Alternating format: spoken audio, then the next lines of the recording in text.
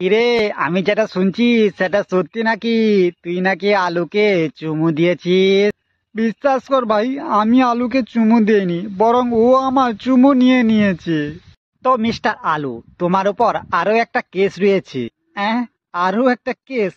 তো বলেন কেসটা কি? তোমার 2 নম্বর কেসটা হলো যে তুমি পেঁয়াজের সঙ্গে ছাড়াও আরো অনেকের সাথে ঘাবলাবাজি করেছো। আরে সালা, এ আলু তো একটা ক্যারেক্টার নিয়ে ছেলে রে। হ্যাঁ হ্যাঁ, আমি জানতাম আলু যে একটা ঘাবলাবাজ ছেলে, সেটা আগে থেকেই জানতাম। ছি, এ আলু তো পুরো ক্যারেক্টার নিয়ে আর ঘাবলাবাজ ছেলে রে, আমি একে ভালো জানতাম। ছি ছি ছি।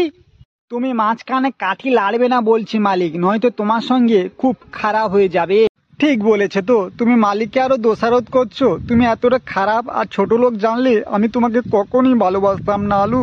কি? আমি খারাপ ছোট লোক? তবে ওই দিন অন্ধকারে তুমি টমেটোর সঙ্গে কি করছিলে বুঝি? আরে ভাই, তুই তো খারাপ ভাবছিস রে। আমি আর পেঁয়াজ শুধুই বেস্ট ফ্রেন্ড, অন্য কিছুই না রে। আরে ভাই, এখন তো বেস্ট ফ্রেন্ডরাই শুধু মজা নেই শুনছি, তা চোখেও দেখে নিলাম।